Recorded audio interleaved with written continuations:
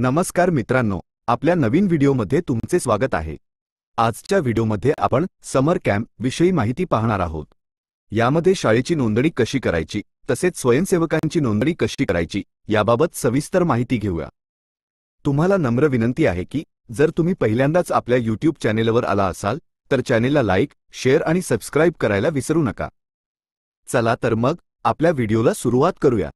FLN समर camp कार्यक्रम कालावधी 15 मे 2025 ते 30 जून 2025, एकूण 6 आठवडे।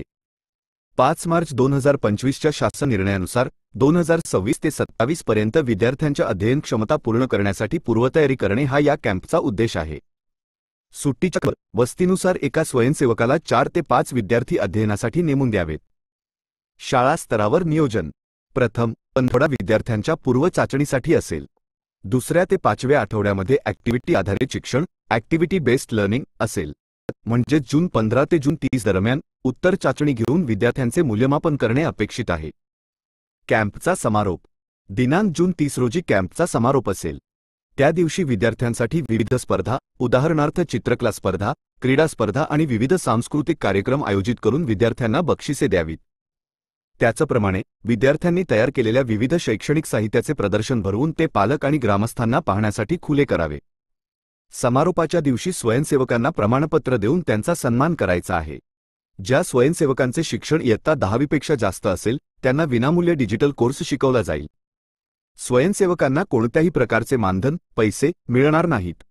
मुख्याध्यापक, वर्गशिक्षक, PTM आणि स्वयंसेवक यांचे रजिस्ट्रेशन करणे आवश्यक आहे।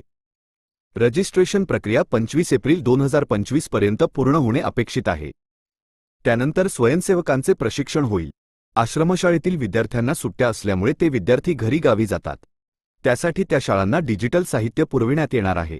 त्यानुसार विद्यार्थ्यांच्या मूलभूत क्षमता पूर्ण करून घेणे अपेक्षित आहे। स्वयंसेवकाकडे स्मार्टफोन असणे गरजेचे आहे। समर कॅम्पच्या कालावधी दरम्यान शिक्षकांनी प्रत्येक आठवड्याला फॉलोअप घेणे आवश्यक आहे। शिक्षकांनी स्वयंसेवकांचे रजिस्ट्रेशन करून घ्यावे। खालील लिंकवर स्वतःचे PTM आणि स्वयंसेवकांचे रजिस्ट्रेशन करावे। समर कॅम्प डेटा कलेक्शन लिंक प्रथम एज्युकेशन फाउंडेशनकडून प्रत्येक तालुक्याकरिता एक तालुका समन्वयक समर कॅम्प कार्यक्रमाच्या कालावधीपर्यंत निपुण नोडल अधिकारी यांच्या नियोजनानुसार संपर्कात राहील। प्रथम एज्युकेशन फाउंडेशनकडून समर कॅम्प पुस्तिका आणि पोस्टर कॅलेंडर हे साहित्य प्रत्येक शाळेकरिता 2 प्रती देण्यात येईल। आशा आहे या माहितीमुळे तुम्हाला समर कॅम्प आणि त्याच्या नोंदणी प्रक्रियेबद्दल स्पष्ट कल्पना आली असेल। धन्यवाद।